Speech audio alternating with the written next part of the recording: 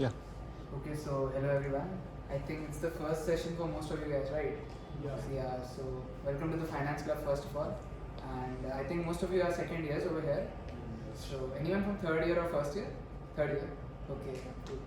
So as you know, like this session is going to be on mutual funds.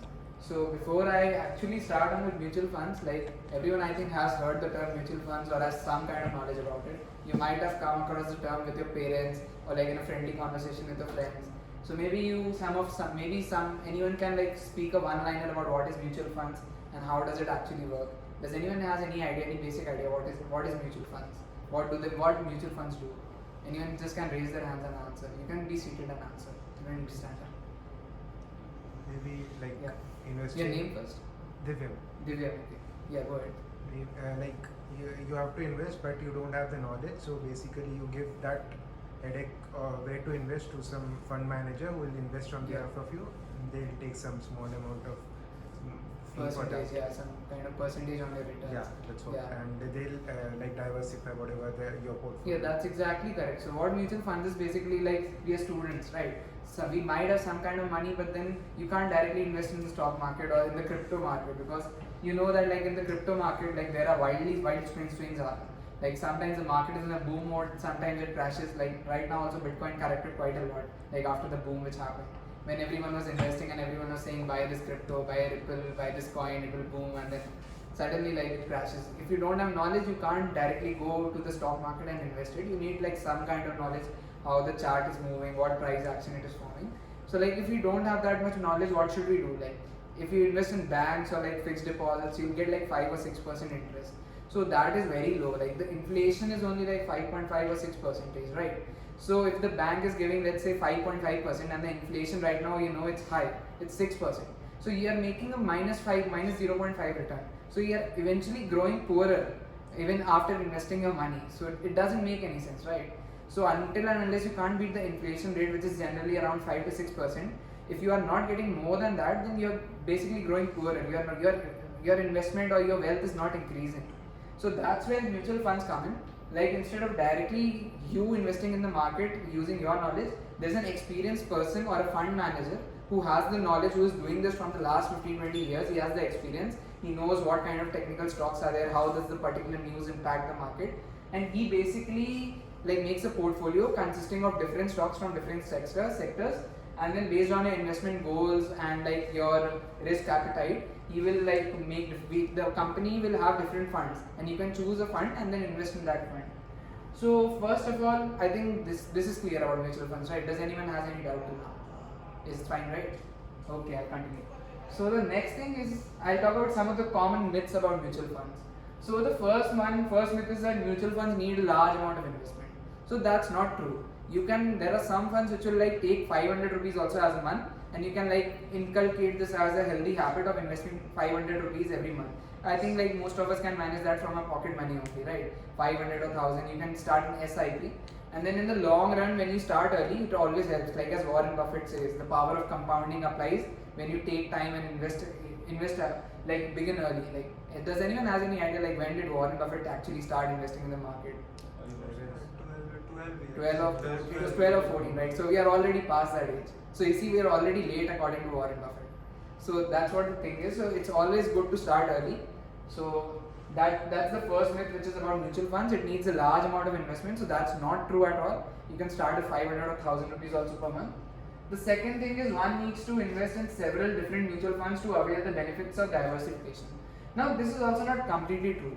What happens if there are different categories of mutual funds. I'll talk about the types of mutual funds later. But then for now you can understand that if you are investing in one single mutual fund also, that fund is also like highly diversified. For example, I am investing in a fund which invests in large cap companies. So large cap companies are basically the big companies like in the top Nifty 50 index, right?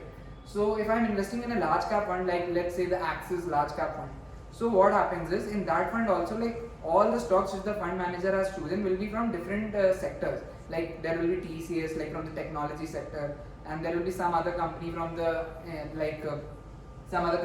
construction giant, some petroleum company or the top company, some telecom top company. So it's already diversified in one fund only. If I'm investing in one fund, it's already diversified.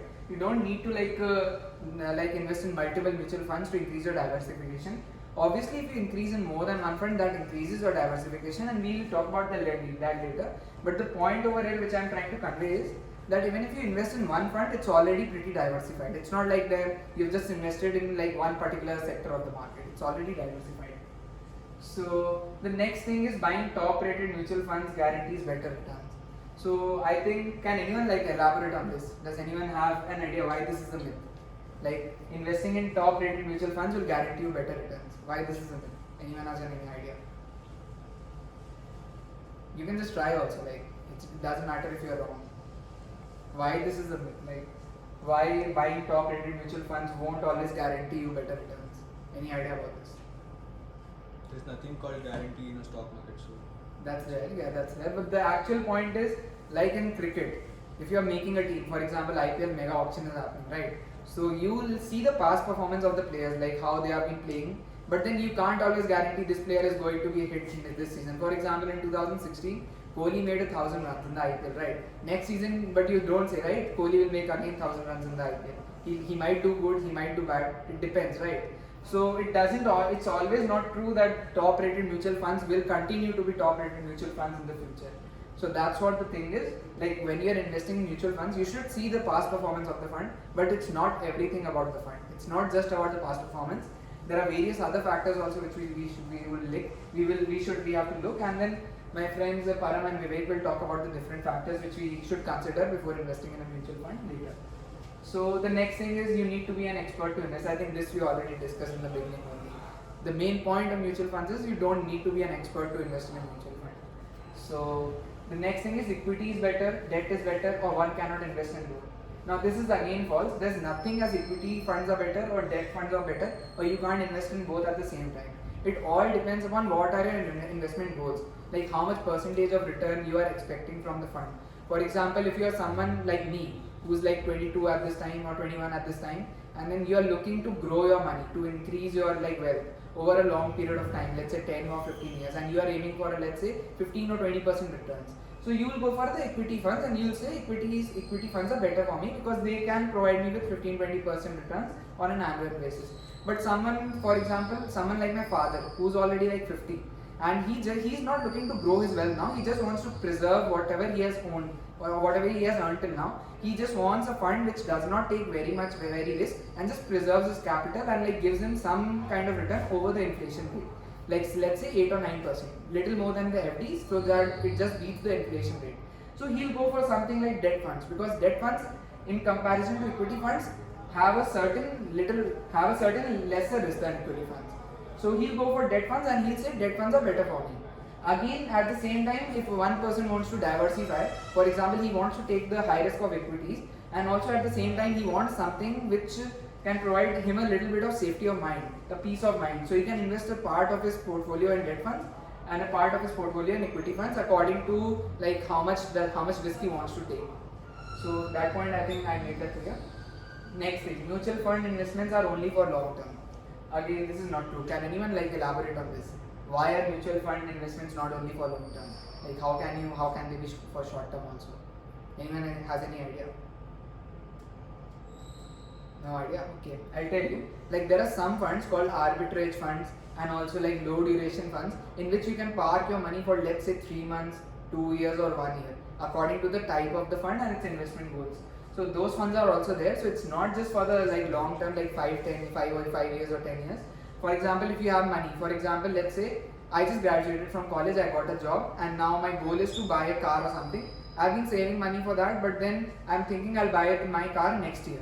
I have 1 year left, so I'm thinking, okay, I have 1 year, but I don't want to put my money in the equity fund, because if I put in equity funds, let's say the market corrects in the next year and I need that money next year. I can't wait that I'll put that money for 4-5 years, let it again grow back, let the markets again turn the tide. I can't wait for that. So I won't put my money in the equity fund if I have just 1 year, right? So what I'll do, I'll like put in these short duration funds, which basically deal with the money. There are funds called money market funds. I'll put money in these debt funds or money market funds or the short duration or the ultra short duration funds, and then I'll keep them over there for 1 year. They won't give me like 15 or 20% return, obviously, because I'm just investing for 1 year. So they'll give me something like 10 or 11% return, but I'm fine with that because I just want to preserve my money for 1 year till like my next year my goal to buy a car, till I save more money to buy my car. So that's what it is. Okay, so I think I covered about the myths, different types of myths of mutual funds. Anyone had any doubt in that? Okay. So the next is I'll talk about the types of mutual funds. Also, you guys can like write down if you want to. You can like jot down the important points on like how mutual funds are classified. If anyone wants to write, they can. Because I think if you understand this table, it's not very difficult. But if you understand this, you'll get a very clear idea about mutual funds. Okay. So I'll begin. So the types of mutual funds, they are again divided into different categories according to different things. So the first thing here would be the fund structure. Like how is the mutual fund built? So there are three types of mutual funds according to the fund structure. First one is the open-ended funds. So open-ended funds are the funds which don't have an expiry date. So they will go on till eternity, till the fund manager is living or till the company that is managing that mutual fund exists. For example, Axis comes up with a fund and says it's open-ended. So there's no deadline or the maturity date. Like for example, if you put money in a fixed deposit, right? You put it for let's say 3 years, 5 years, 7 years, right? So in these open-ended funds, there's no like 3 years, 5 years or 7 years. They are going on till the end. So that is the first classification, open-ended kind of funds. Second ones are the close-ended funds. So these funds will have a maturity date and you can buy these funds when these are made available to the public, when they are issued in the beginning. So an example of open-ended funds could be like your debt funds or arbitrage funds which have a particular date in some cases. And the open-ended funds are mostly like your ETF funds or the normal equity funds which invest in stock markets. They generally don't have an expiry date as such. And the interval fund, again, it could be similar to the closed-ended fund. It will have like some particular interval in which you can invest in this, and it will have an ending date also. So mostly the funds are divided into open-ended and closed-ended. Like maximum funds, if you are looking, will be open-ended only. Like closed funds are only those like which invest in debt. It's like the debt funds. Mostly all the equity funds will be open-ended. So that's there for it. So the next type of diversification of mutual funds is on the basis of management of funds. So there are two types of fund. One is the actively managed fund, one is the passively managed fund. Anyone has any idea what is an actively managed fund? An example of passively managed fund. You can just say an example. Any example of passively managed fund? Managers in maybe like after 6 months he will see what is how is the allotment going. Actively is basically you might see in maybe 15 days. It's not completely right, I'll come to it, but anyone has any other answer for this? Okay. So I'll tell you about this. Actively managed fund, as the word active suggests, the fund manager is actively like changing the stocks. So what I told you, right? There will be a fund manager for a mutual fund who will like select the stocks which he thinks are going to perform in the longer term, and then he will put those stocks in the mutual fund, and then he will invest in that mutual fund according to the issue when the mutual fund comes up. So what happens in an actively managed fund, the fund manager, there's a person who is actively like looking into the stock markets, seeing the news which is coming in and seeing all the information, the company's technical growth, all the like financial ratios. He's doing everything for that. He's doing everything for you, and he's actively managing the fund. And in a passively managed fund, has anyone heard about ETFs, exchange traded funds? Anyone can define ETFs? What are ETFs? Any idea? No idea about ETFs? So I'll tell you what is ETF. You know Nifty 50, right? The benchmark index of stock market. So ETF is nothing but it is a tracker to the Nifty 50. So what happens in ETF? In ETF there is no fund manager actively managing the fund. In ETF what will happen, like Nifty 50 as you know comprises of the top 50 companies. So what the company in ETF will do, they will take all those 50 companies in the ETF in the same exact ratio as in they are in the Nifty 50. Like in Nifty 50 companies will be divided like 2% weightage this company has, to 4% weightage this company has. So in the same ratio, all those companies will be put in that ETF and it will be made available for the public. So the thing with ETF is, first thing, that it completely tracks the Nifty 50. So the returns which Nifty 50 has given over the years, you are guaranteed to get those returns. Like slight variation would be there, but mostly like for example, Nifty has a CAGR of around 11 or 12% in the long term. So same return you will be getting. There will be no fund manager who is choosing. All the stocks will be in the same ratio as they are in the Nifty 50, and as and when a company is removed from Nifty 50 or they are introduced in Nifty 50, same thing will happen in the fund. So that is what an passively managed fund is. So all the ETFs or the exchange traded funds which track the benchmark index like Nifty 50 index or the Sensex or your bank Nifty index. So all these are ETFs and they are put in the passively managed fund. Whereas all other funds in which a fund manager is actually sitting and doing the hard work of calculating like which company to put in his portfolio, that is an actively managed fund. Now, what do actively managed funds now? Does anyone has an idea like which fund do you think will be better? An actively managed fund where a person is sitting and actually calculating which stock to put in his portfolio, or a passively managed fund in which we are just putting the stocks in the same ratio as they are in the benchmark? Any idea which will give more returns? The active managed fund or the passive? Active. Passive. Why do you think it's going to be passive? Any reason for that?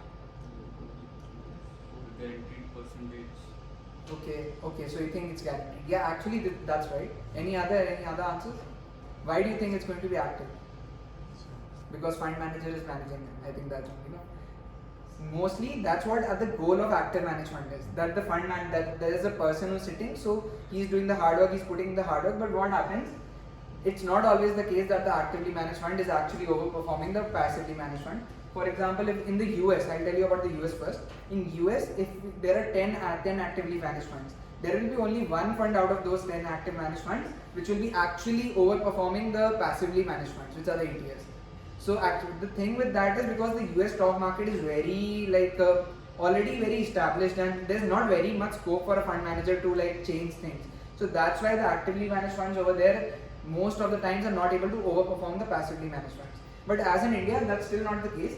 And out of 10 mutual funds, if you are picking the right fund, 6 or 7 actively managed funds will outperform the passively managed funds. So that is the thing. And also the second thing in actively managed fund is, for example, if a fund is making a return of 15%, but now there is a fund manager who is doing the hard work for you. So he'll take some cut from the returns, which is basically called the expense ratio of the firm. So for example, in an actively managed fund, if it's making 15%, so now this expense ratio can be different for all the companies. Let's say it's just 1% for an example. So your actual returns in an actively managed fund where the expense ratio is 1% would be 14%, because the 1% fund manager will take cut. But in passively managed funds, for example, if the passively managed fund is making 12%, as I said, Nifty generally makes an 12% CAGR. So if it's making 12%, you will mostly get 11.8 or 11.9. This is very small reduction in the expense ratio because it's passively managed and no fund manager is actually managing that. So that's the two main differences in actively managed and passively managed funds. Next thing is mutual funds diversification according to the assets they invest in. So I think this is very self-explanatory. First one is the equity funds, which will invest in stocks, as in the stock market, like TCS, Infosys, Axis Bank. All these stocks it will invest. So those are called equity funds. Second type is the debt funds. You might have heard about the term money markets. Company put up bonds in the market to raise money. So these funds invest in debt. They are slightly safer than the equity funds because the debt is actually guaranteed by a company, but that's not always the case. Sometimes the debts also go bad. You might have heard about DLF, Reliance, that happens. But generally people slightly consider debt funds to be slightly safer than the equity funds because it's not investing directly in stocks, it's investing in the debt of the company. So if you are picking up a good debt fund which is investing in good companies' debt, for example, if you are investing in Bajaj debt, so you know that Bajaj is a very stable company, its debt, they will be able to fulfill the obligations. The next type is a hybrid fund. He just had it out. Yeah. No, continue, I'll ask. Okay. So the next type of fund is a hybrid fund. Can anyone say what does hybrid mean? I think it's very clear. Combination. Both. Yeah, it's a combination of both. So basically hybrid funds it's a combination of equity funds, a part of the portfolio will be equity stocks and a part of the portfolio will be covering some debts from different companies. So hybrid funds is there, but I won't personally suggest you guys to go for hybrid funds because it doesn't make much sense, right? For example, if I wanted 60% of my portfolio in equity and 40% in debt, I could simply go with two mutual funds, one which is equity funds and put my 60% of my funds in that and 40% of my funds in the debt fund. Why would I go for a hybrid fund? It doesn't make much sense for it. I think you guys get that point, right? I can simply go with two different funds. So yeah, you had a doubt. Suppose I was asking about actively and passively that you talked about expense ratio. I want to ask that suppose I invest 10,000 rupees in actively, so the expense ratio is calculated on 10,000 or the return, or suppose I get 10% it's on the return. It's on the return because after suppose for 5 years it is. After your 5 years, whatever is your amount on that, it will be charged, say 1% or 0.5. On the return. On the returns. It will be on the returns. It won't be on your principal. For example, the fund has made 10% returns. So 10,000, 10% of 10,000 will be like 1,000 rupees. So 1% on that. So it's like that. Yeah. So the next thing is I just finished the assets invested, and the next thing is based on an investment objective. So now, as you know, like every investor is different. Their goals are different. What they want to do with their money is different. So that's why funds are diversified based on the investment objective. First one is a growth fund. Any idea what does the word growth mean? Grow what? What are you talking about? For people like us who want to Grow our wealth. Yeah. So growth funds are the funds which are looking to grow your wealth by taking more risk. So they'll also give you more return at the same time. But as you know, there are no free lunches in this world. More returns will come with more risk also. So growth funds will like to take more risk. But if you hold that fund for a longer period of time, it's definitely going to give you more returns than any other type of fund. So that's one investment objective. The second one is a dividend fund. So anyone has an idea what does the word dividend mean? When the company shares some profit with its stockholders or stakeholders. Yeah, so what happens if a company, let's say Reliance is making profits, if it's making 100 rupees, they might decide to come up with a dividend for the shareholders in order to reward the shareholders for their like participation in the stocks, because they have bought the stocks of the company in good trust and they think the company is going to do well. So the company, it decides to share profits with the shareholders in the form of dividends. So dividend fund would basically like to invest in safe companies which are giving dividends regularly, and in this fund you won't get as much return as the growth fund. Like dividend funds would like mostly give you around 5 to 10% of return, not more than that. So it's kind of a safe fund also, because the dividend fund, the companies in dividend funds would be like major established companies which are already profit making. So it's a kind of safe fund, but it also like kind of gives you guaranteed returns around 5-10%. And the next one is Dividend Reinvestment Fund. Now this is a little bit tricky, and it's also very similar to a growth fund, but I'll tell you. But first of all, like anyone has an idea like what Dividend Reinvestment Fund is? I think if you read the word, you can get the idea. It will invest the dividend amount Again back in the company. Yeah. So it's very similar to the growth fund. The growth fund will also do that. For example, if you are invested in a growth fund, they will also have some companies which give out dividends, right? But what they do, they don't pay you out the dividend. They straight away invest that dividend into the fund only. Again back. Dividend Reinvestment Fund also does the same thing, but there are slight differences. First difference is in how these funds are taxed. So in Dividend Reinvestment Funds, what happens? The dividend which you get, they again invest it, but then it is taxed, and dividends are taxed around 30% of the dividends after 1.5 lakhs per profit in dividends. But in growth funds, because they don't pay they don't pay the dividend out to you, they straight away invest in back in the fund. You are not charged any tax on that. So that's better so this kind of fund is actually very low mutual fund houses will be offering this. But then growth funds are the best if you want more growth. And dividend funds are like for the safe people if they want to play it out safe. So, and the second difference in growth fund and dividend reinvestment fund is what happens in growth fund, the NAV. NAV is basically like if you know, like TCS has a stock price, right? So mutual funds will also have a price per unit. So that's the NAV of the mutual fund. In growth funds, the NAV of the mutual fund increases when the dividends are reinvested. But in the dividend reinvestment funds, your units which you are holding of the fund will increase, but the NAV will decrease. NAV is basically the price per unit. So you'll get more units, but the price of unit will decrease. In this, your units will remain the same in growth funds, but the NAV of the units will increase, like price per unit. So that are the main two differences in growth fund and dividend reinvestment fund. I think this much is clear till now, whatever I do. So the next is the mode of investment, direct plan and regular plan. So anyone has an idea, right? What is the regular plan or direct plan? The regular plan is SIP and direct is we are just directly putting money in them. No, that's wrong. That's completely wrong. But I'll tell you what is the direct plan. So direct plan is basically when you are doing the research yourself and straight away like opening a demat account and investing it yourself. Whereas the regular plan is when a broker comes to you and sells the fund. Now there is a difference in this. For example, like I have invested in quant small cap mutual funds. But what happens? If I invest it directly, if I do the research and invest it directly through my demat account, for example, the quant mutual fund is giving me 18% on a direct plan. But on a regular plan, if you invest through a broker, you'll get 16% on that.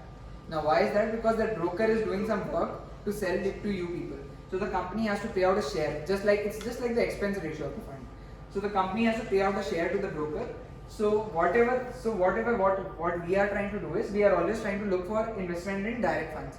We won't go for the regular plan, because if you go through a broker, they will take a cut of 1 or 2%, and if you are invested in a fund for 10 or 20 years, that 1 or 2% is going to make a difference in lakhs of rupees in the end, because that's the power of compounding. So whatever it is, so what we are basically trying to do is we are trying to give you enough knowledge about mutual funds so that you can straight away based on some parameters, you can straight away decide on what mutual fund is good for you based on risk, your investment goals and all, and you can straight away directly invest in the mutual funds. So that is what is the diversification based on the mode of investment. The next type is, it's basically the other type of mutual funds which are there. Index fund. Index fund is nothing but the ETF which I was talking about. It takes all the stocks of the index only and then puts it in the same ratio in the portfolio and then straight away invests. It's a passively managed fund, as we talked about. ETF is also the same only. And international funds are basically those funds which invest in equity markets outside of India, like the US stock market. For example, someone wants the diversification. So they don't want to, they already have invested in Indian mutual funds, so they want to diversify their portfolio more, so they can go for the international funds, which will be offering the people a choice to invest in equity markets outside of India. For example, there's a fund called the Parag Flexi Cap Fund. It involves 25-30% of the funds from the US stock market. It has people who want to invest in Amazon, Google, right? Because they know that those are good companies and those are going to stay here for the next 100 years.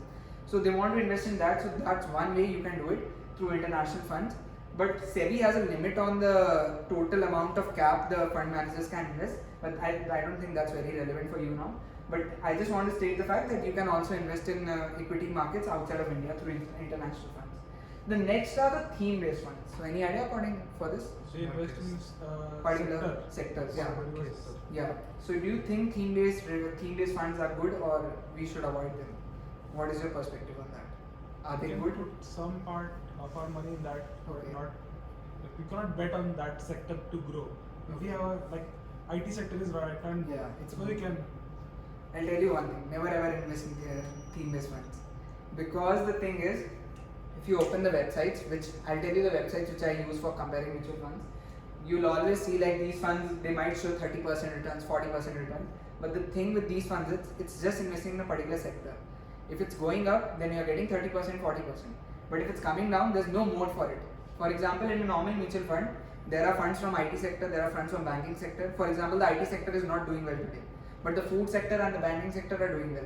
So your low returns from the IT will be again compensated by the high returns from the banking sector and the food sector stocks in your mutual fund. But in theme sectors, there is no mode. If the sector is doing badly, you will get badly hit. That fund can also go down -20, -30, -40% also.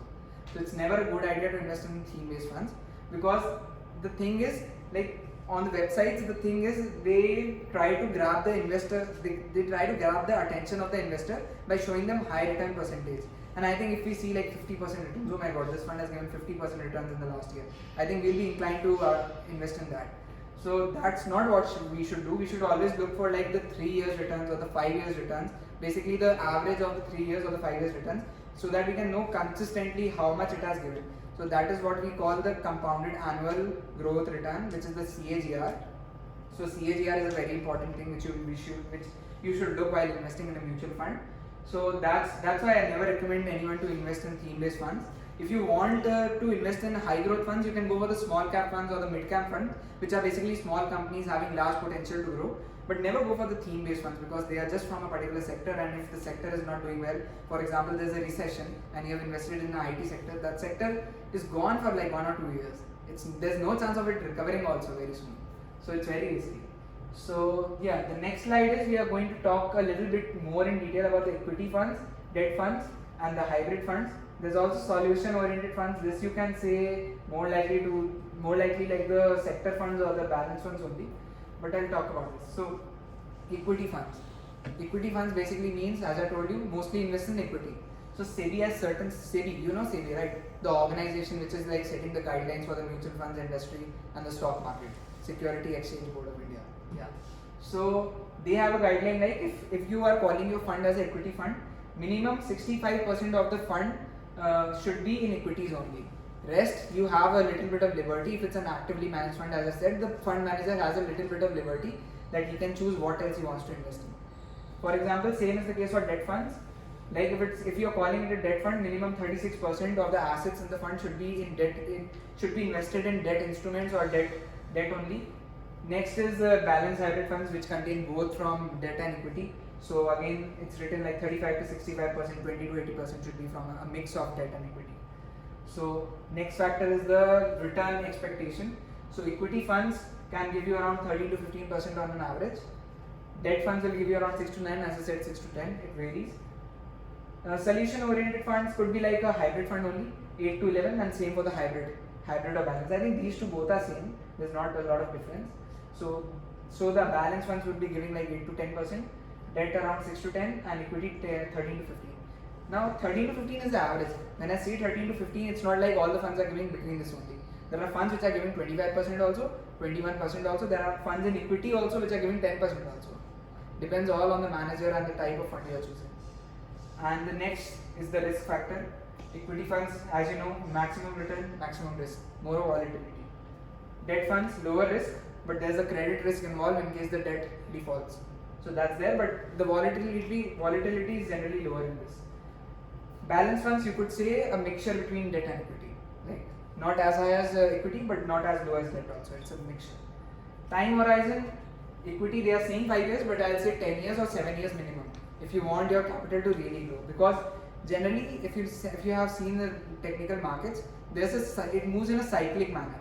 So like in 7 years, there's generally one boom and then one slowdown, and then again the boom starts. So minimum 7-year period should be there if you are investing in equity funds.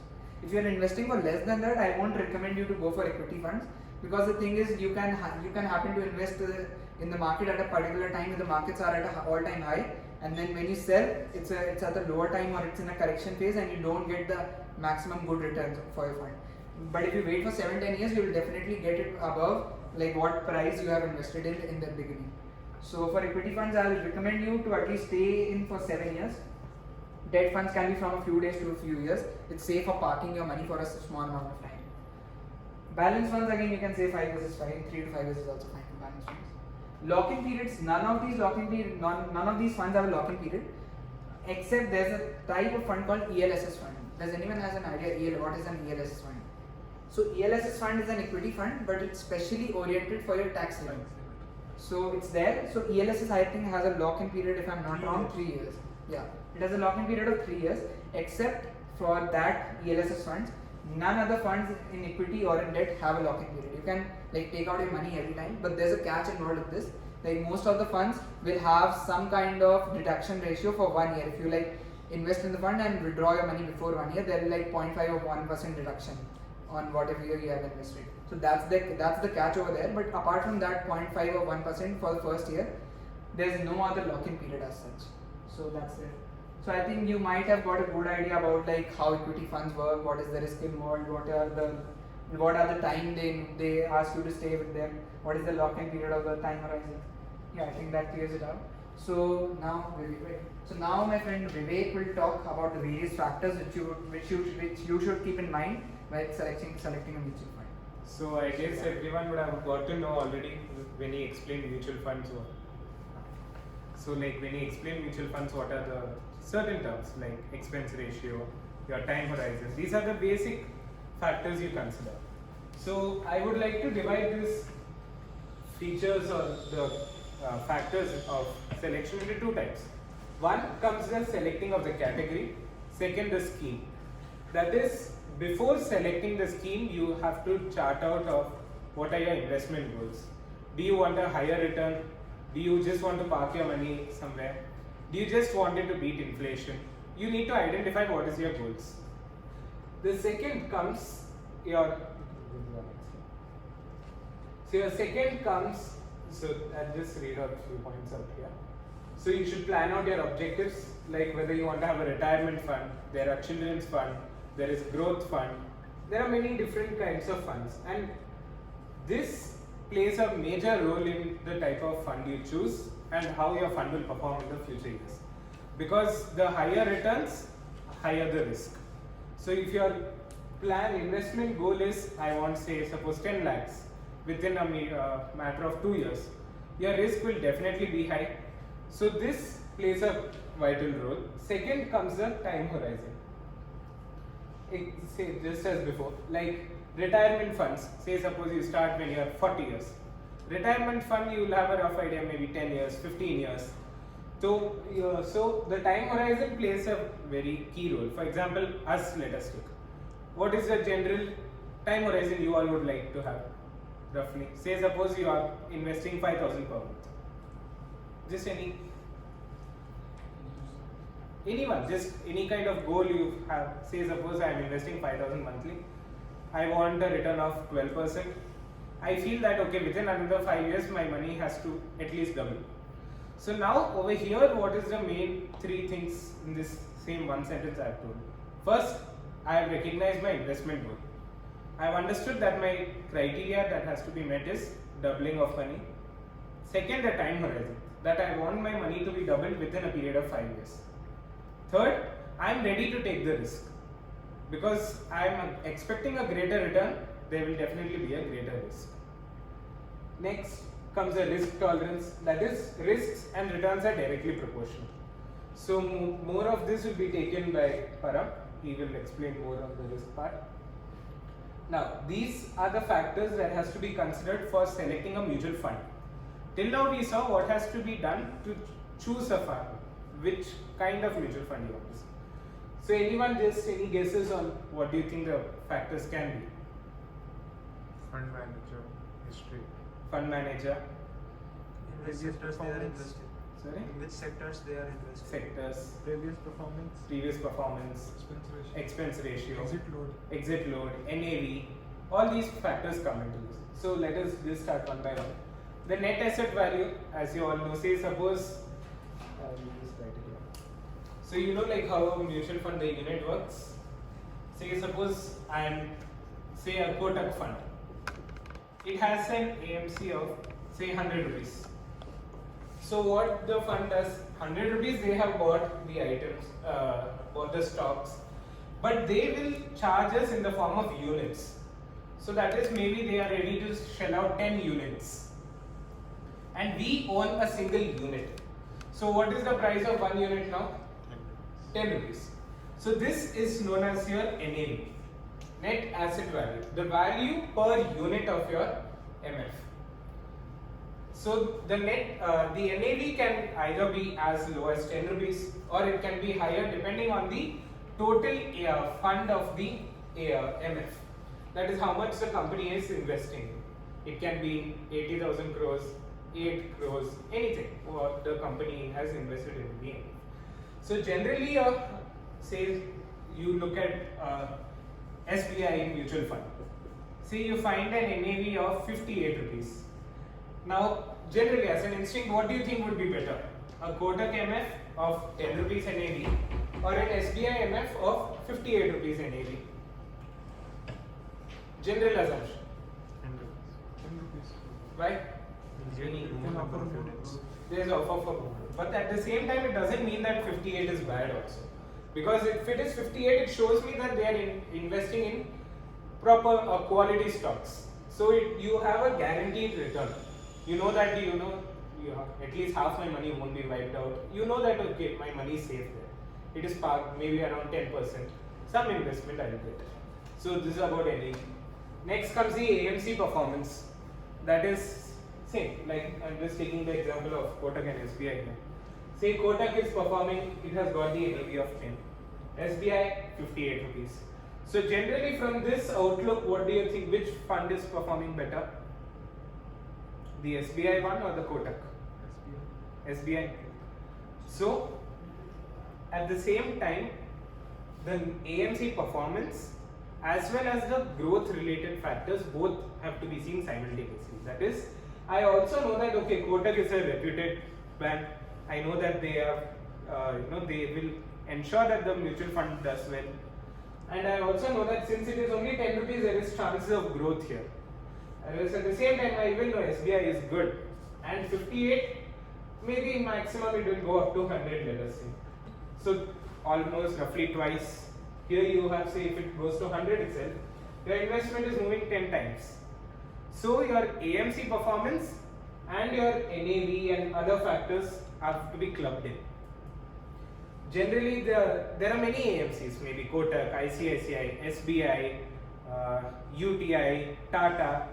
So it is recommended that we go for a benchmarked AMC, not just we saw some XYZ AMC is performing, it's giving me 70% returns. So blindly we shouldn't just invest in such a fund. The AMC performance also is quite important. Next comes the expense ratio. So that is the amount they will charge for their managerial purposes. Because your fund is being managed by a person, he would charge his money for the amount of time he has invested, the research that has been done, and everything. This expense ratio can be with till up to 2%. It differs from different types of NFs. So generally a lower expense ratio, say maybe suppose 0.6 or up to 1 is preferred or recommended. At least if it goes above 1, it just defeats your purpose.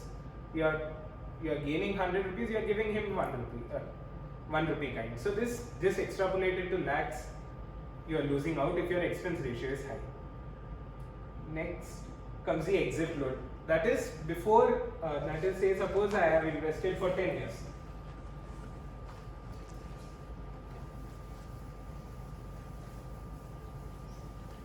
So say suppose I have invested for 10 years, I am putting around 5,000 rupees monthly. Let me assume that at the end of 10 years I have 6 lakhs.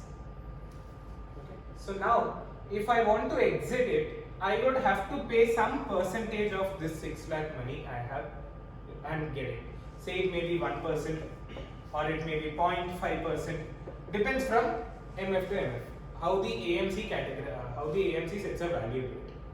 So exit load and your expense ratio are two factors that you have to look into it. Without, you can't compromise on these two factors. Because no matter how good your return is, you will be losing out money if both are high. So it just defeats the purpose. So your exit load and your expense ratio play a quite important role. I'll just take an example kind of here.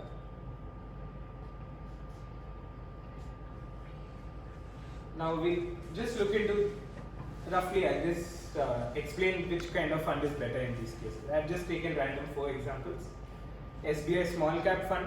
By the name itself, it suggests it invests in small cap companies. So you can expect a growth. Second comes your Access Small Cap Fund, Kotak Emerging Equity Fund, and your ICICI Seasonal Fund. So I think just by the name you can get to know that small cap funds, there is a little greater risk. Seasonal bond fund, you know that the risk is moderate. I will not say minimum, I would say moderate. You know that your money will grow at a stable rate. So if I just look into the example, the fund age, that is from past how many years it's into existence is enough. So in the case of SBI, 9 years. In the case of Axis, 8 years, Kotak 9, and ICICI also 9. So it shows me that all these are well reputed ones. They have stayed put for 9 years, so they know how to manage, they know how to not lose your money, they know how to grow the fund. This is one. Second, the fund size, that is the amount of money invested by the AMC into the fund.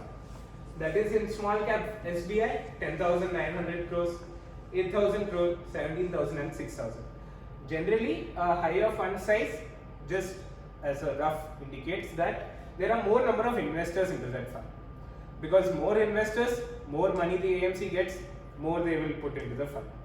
So it means that there is many others also who are trusting this fund.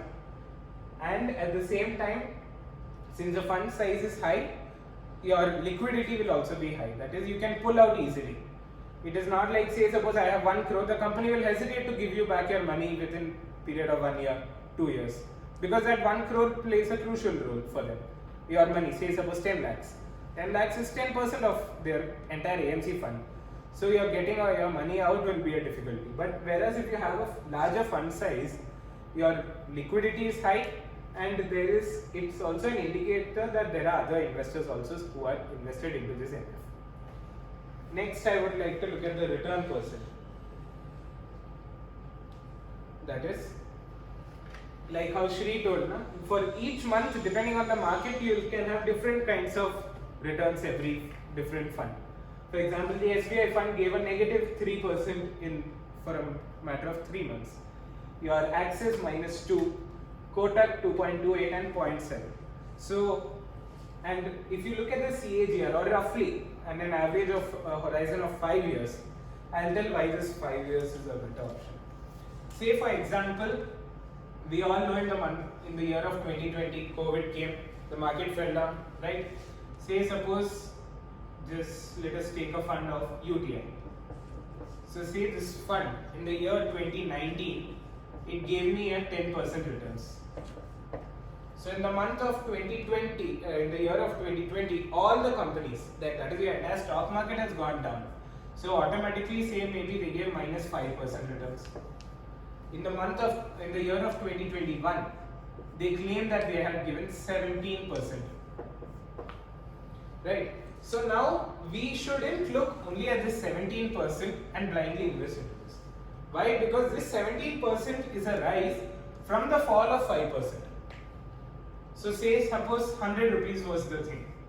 So if it gave a 10%, 110 rupees. 5% loss, 105 rupees. Let's make this 20 itself. So 20%, whatever, say how much should be?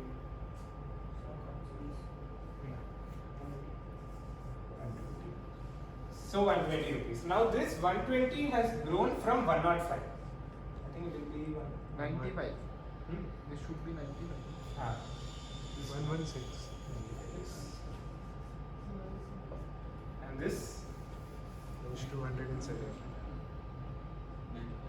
Okay, roughly let us just say 110, this was 5%, say 105. So this 105 is resulted from the 95 rupees, not from your 110. So it has not grown from 10% to 20%. It has taken a hit, and from this it has grown 20%. So they are not showing you the negative 5% anywhere. So this happens when you look at the returns only for 1 year. But overall, if you take the returns, you will know roughly that no matter whether the market was at a high state, low state, how the fund performed. So in those cases, the return you should see roughly for 3 to 5 years. If I look at 5 years rate, I know that the best out of this is your Axis, which is 22%, right? And the worst performing one was Icaci, which just gave me 8% return in a matter of 5 years. Next comes the risk measures. Param will explain more about it. Just one line I will do. For example, this, as you can see, standard deviation, the SD. That is, the higher the SD, greater the risk. So we saw that the Axis Bank gave around, for 5 years it gave 22%, right? So you can see that for 22% the risk involved was 23.5, a higher risk. Whereas at the same time for a lower return, it's a low risk. So your risk is directly proportional to your returns. Next, we can also see depending on which kind of sectors. Like for example, you know that the EV sector will perform well. You know that maybe the IT sector will do good.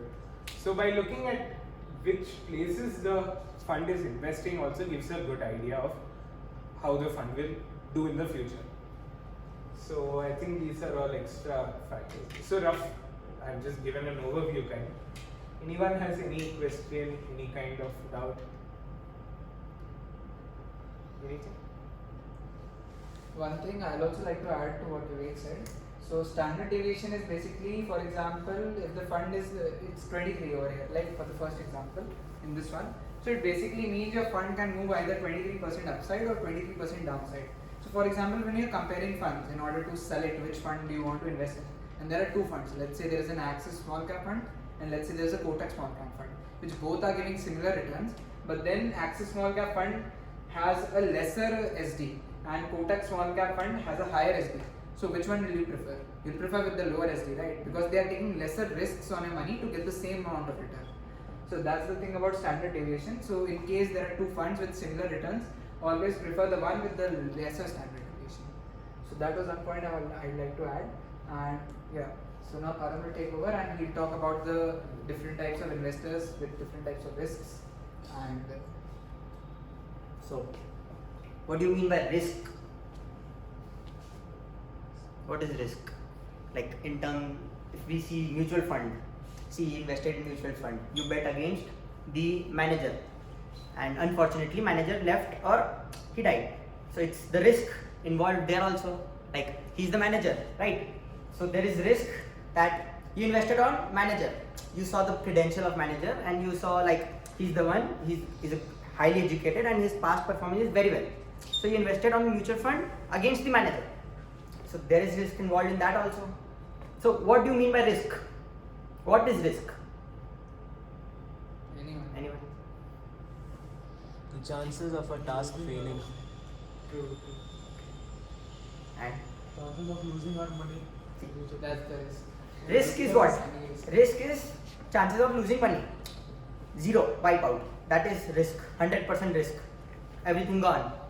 Zero amount, zero money. So risk is something which I'll tell more. Right? So there are several types of, this is a riskometer, right? This is low risk. It involves 5 types of risk, right? Low, moderate, moderately high, high. Here we are losing 20%, 30, 50, 80, 100. All money gone. So that's basically something riskometer is telling you. Next. See. Yeah. So as discussed earlier, you know, these are some types of funds we are looking into. So low risk fund, this is liquid funds. Moderately low risk fund, this is short duration fund, ultra short duration. The ultra short duration funds. This is moderate risk, this is fixed maturity plans. Moderately high risks, this is large cap funds, mid cap funds. And high risk is sectoral fund. I'll focus on this also. So types of investors. So this is like their risk profile and the investors which are willing to have the risk involved. So first of all, if I am the investor, I'll be looking for low risk. So if I am looking for low risk, I am not looking for good return. I am looking for low return. So risk is what? If you are expecting return, you should have order to have the ability to take risk. So I'm a low risk investor. So I don't expect a high return. So I'll invest with the perspective of low returns. Then I'll come to moderately low risk. Here, as I said, low risk. So here moderately low risk. Moderate risk are the investors which are willing to accept moderate risk. These are the ones who are actually gaining money with moderately high risk and high risk. They are willing to take risk because they are willing to have returns. I mean, they are willing to have returns because they are willing to take risks. These are moderately low and moderately high and high. Now I'd like to take some examples. So one thing you can, for one example I'd like to give for you to understand this better would be, you guys have seen the Harshad Mehta scam series, right? So the high risk would be a Harshad Mehta and the low risk, you remember his partner Bhushan. He didn't want to take much risk, so he could be a person like Bhushan. So that's a guy with low risk, and maybe Harshad Mehta's brother could have come under moderate risk or moderately high risk. So that's how. That's because they were doing it illegally. They were like aiming ultra high returns. So we'll focus on mutual fund. According to this is a small cap, Axis Bank small cap fund. See, it has equity holding of 84%, right? What are the holdings? And it's diversified. It's chemical, this is what? Residential, yeah, this is construction company, Brigade Enterprise. You know Brigade, right? This is hospital, this is chemical, this is basically what mutual fund here is. This is sectoral, this is highly distributed mutual fund. It is having all the sectors involved. So we're talking about risk. So risk involved is if suppose computer software company wipes off. So you have chemical sector which will be, I mean, this is 5% down and this is 5% up. So the net is 0, right? And suppose this is also 5% up and this is also 5% up. So net is 10%. So you're getting 10% against your capital, and if you're willing to take risk, you're getting 10%. And also because you're investing in mutual fund, you're not investing in equity in a direct company, right? So that's what mutual fund stands for. If this is 5% down, this is 5% up. So this is Axis Bank small cap, and so if you see, this is equity holding of 84%. These are some terms I'm talking about. The number of stocks involved are 63, right? Large cap investment, because this is small cap, it has invested in mostly small cap companies. This is 64% in small cap, mid cap is 3.77, large cap is this. So this is all about small cap fund. Axis. So one more thing I'd like to say, you guys can also like go to these websites and like check this out for yourself. So you can money control, everyone knows money control, easy money. You can also open these websites, type the name of any fund which you might have heard, or which you might know, about which you might want to know more about. So you can also go over there, just simply search, and you can also see these details in your own laptops or phones. So that is one thing you can also do. Yeah. This is Axis Bank large cap fund. So as we talked about small cap, this is large cap. So it has company holdings in large cap. See, it has 79% holding in large cap investments, and basically it focuses on companies which are large cap. What is large cap? Now tell me, what is large cap? Which companies do you understand by large cap companies, and what is mid cap and small cap? How do you classify small cap companies? How do you classify? Right, market capitalization. But what is the figure? Rough figure. 10,000 crore, 20,000 crore, 20,000 crore. See, according to Google, 10,000 crore plus is the large cap companies, and the mid-range companies are which like 500, like starting with 1,000 crores to 10,000 crore are the mid cap companies, and below that are small cap companies, right? So this is all about large cap companies. Now I'll talk about index fund. This is UTI index fund. So as I told, as she told, what is index, right? Nifty 50. This is exact replica of top 50 companies of Nifty. So like today, if I say today market, there is a index figure, right? There is a accumulation of figure which is stands for like 17,500. That was the closing for today's market, right? So if I stand for 17,500, and if I look for like next 5 years, my aim is that Nifty will go to suppose 25,000 or 30,000. I betted against on index, right? So at the current rate, I thought 17,500 is my index right now, and I'm very long. See, I'm very long, and I'm saying that it will go to 30,000. So this is what index fund is. It's betting against index, and it's covering all the index. It's covering all the sectors, like top 50 companies. This is Reliance, Infosys, HDFC Bank, consultancy. Every company is exactly what is index covers. Now coming to the theme fund which we talked about. This is ICICI Prudential Technology Fund. So I'll talk about this fund. This had before COVID, there was not a boom in technology sector, right? If you see this, I'm talking about the risk involved here, right? In 2019, I'll show the figures. This fund has a roughly about 30% return, and after the COVID, like COVID started, 2019, 2020 and 2021, just guess the return this mutual fund would have given you. Just expect like 30% is a lot, right? And I'm talking about a high figure here. So any guesses? 20%. So this had a CAGR of 3 years, right? I'm talking about 3 years. This gave 98% return just because of COVID. 98%. You don't get 98% return in equity also. This is 98%, and in 2019 it gave around 110, and 2020 100 something, right? Like that also. So what is this? What is the risk here? See, COVID came. Some of you might have thought COVID came, the market would have crashed, I would not invest. But the people who are willing to take risk invested in this company, like in this mutual fund, and they got the return. So what is your risk appetite? I'm asking. How would you invest? Like, I'm giving you like 5,000 rupees, right? So would you invest in mutual fund? Why? It is not giving the maximum. I told you, like, this is giving me 98% return. Go for a growth fund. Growth or sectoral fund? Sectoral fund depends, like largely depends upon several factors. Like Corona was a very big factor for this. But growth funds would give you return not 98 per 100%, but would give you more than 30, not 30, 20. 25, 20%. Yeah. So that is what I'm talking about. This is a high risk fund, but this is because of COVID boom. But as an investor, I would definitely go for growth fund, because I don't know what would have happened if COVID would not come. This would give me a Just 0%. give the example of the 2008 recession, US recession, housing market crisis. I think everyone knows about that. Just imagine what the fund would have been during that time. Around like minus 40, minus 50. Even the normal funds won't be like that much down. But minus 40, minus 50 is actually a lot down in a year. So that thing is. So yeah. So this is what basically risk is about.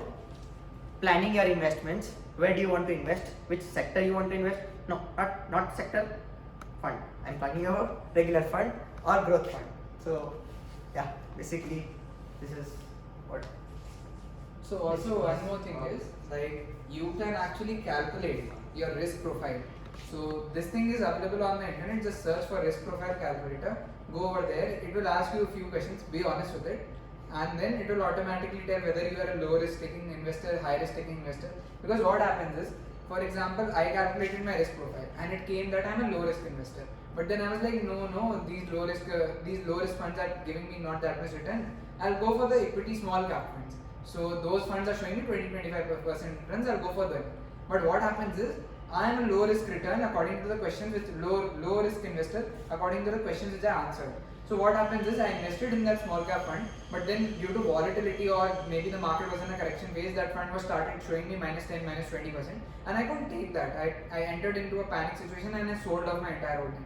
So what happened is, I was a low risk investor, still I invested in a high risk fund. I couldn't accept that much risk on my capital, and I ended up selling it off in a loss. So that's what happened. So you should your investments should be according to the risk profile which you have. For example, if you are a low risk investor, you should invest in funds which don't take that much risk, so that even if your fund is like 5% down, so you are still in a state of control and you don't panic and you sell off, because it doesn't make a sense if you panic and sell off at a time when the markets are down, and then when it comes back you'll be like, oh my god, it came back again. I couldn't like see that minus 20% showing on my portfolio and I sold it off. So that's the thing. Same thing is, for example, if you are a high risk type of investor. For example, I am a high risk investor. So if I'm a high risk investor and I invest in a low risk fund and I see like 5-10% returns it's giving, I'm a high risk investor, I can accept more than this. So it doesn't make much sense for me to invest in a low risk fund.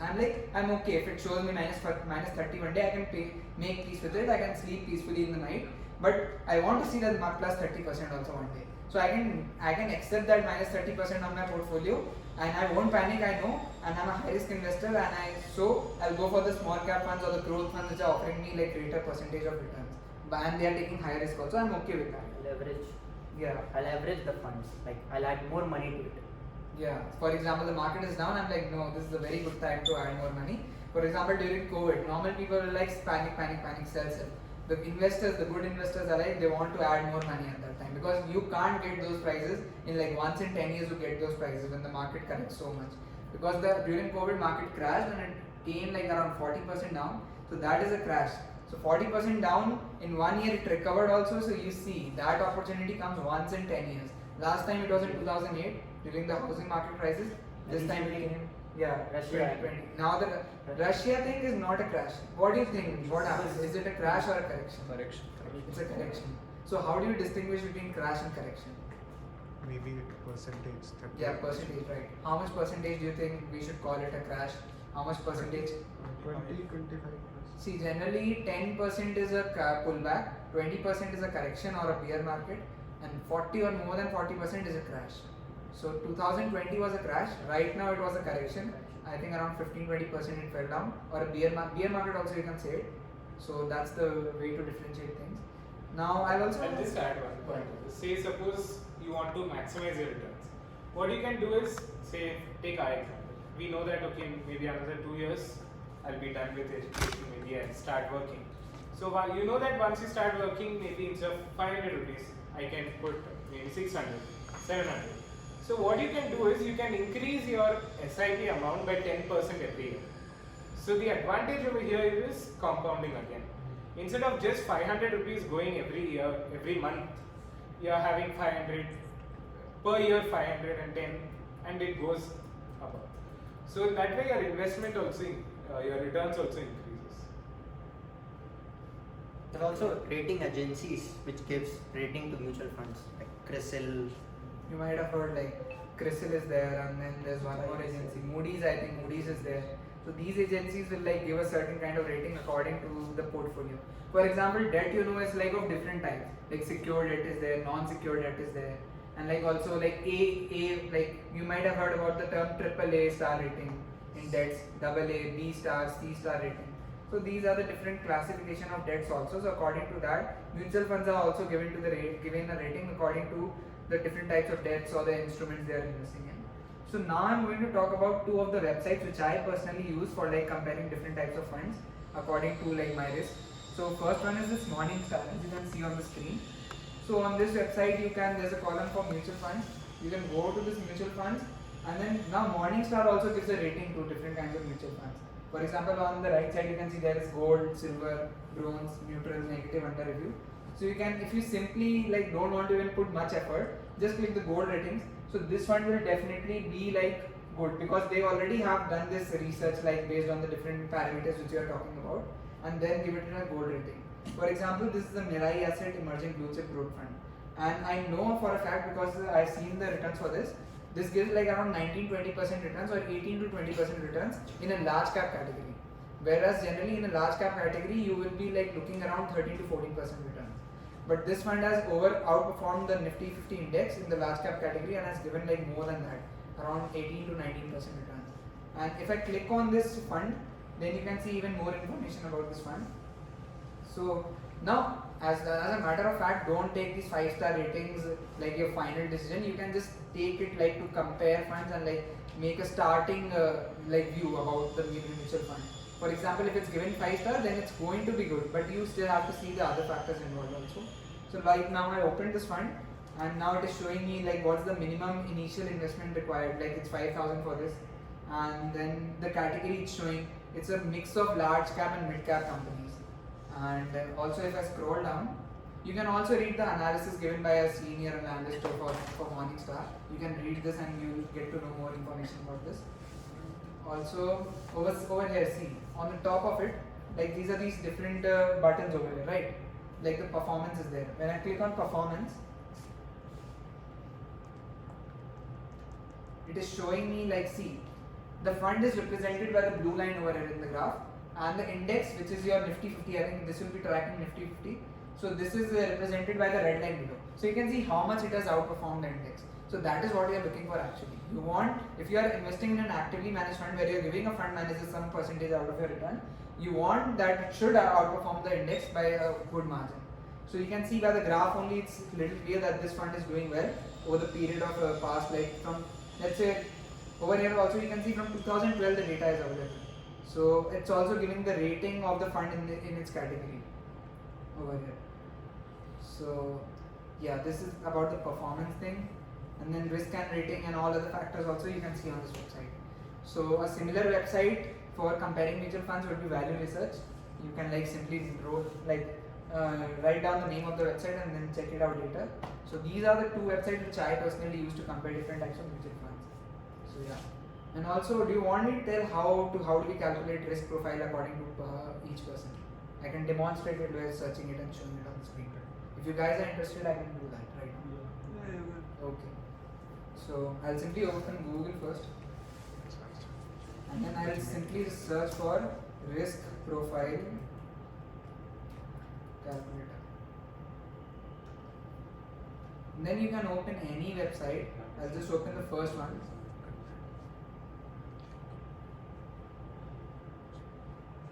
Now this is the first step before investing in any mutual fund, because according to this only you should invest. So now see, this is asking me like around 5 or 6 questions over here. You can open any website, I just opened the first one. So this is like, how do you feel about your salary? So this answer would be different for everyone. So let's say I'll fill this form out according to myself. I'll say this one. I'm able to save but not more than 25% of my salary. Next. Second question is, how would you react if there were to be a medical emergency in your family? I'll say I have some savings which I will utilize. So the answers will be different for each of you. So you can go back to your home and then fill out this form for an accurate result of what is your risk. I'm just filling it out to give an example.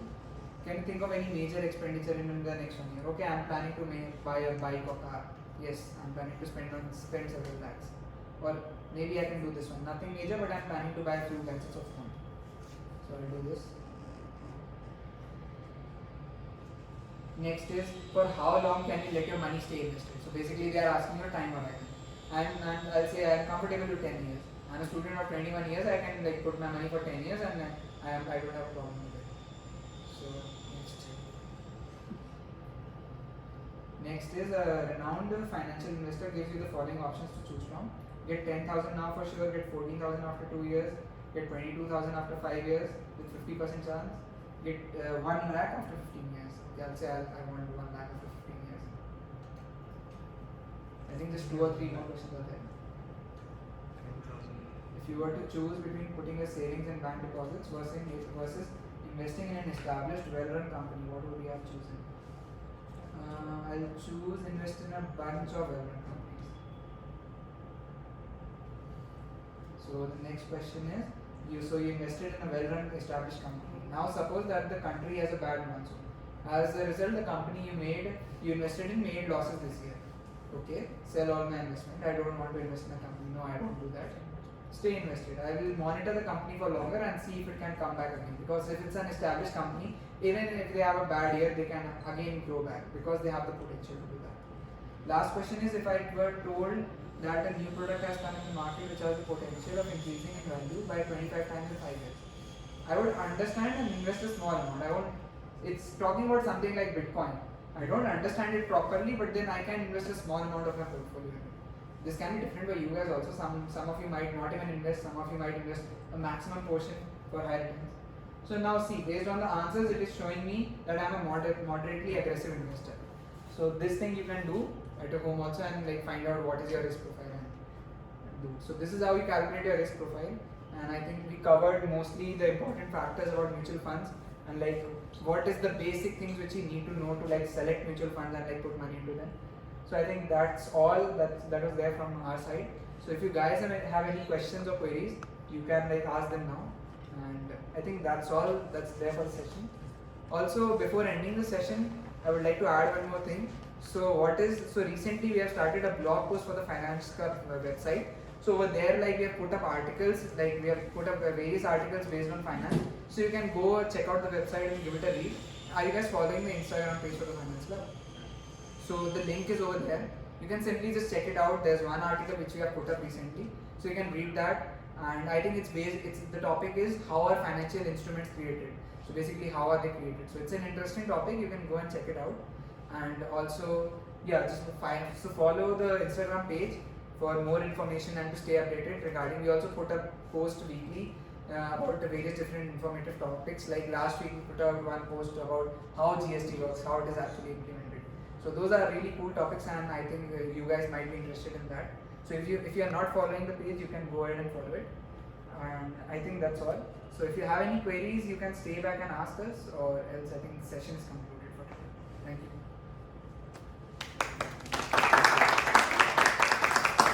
Also in the evening we'll be like putting out a feedback form, so you guys can fill out the feedback regarding the session of today. Yeah.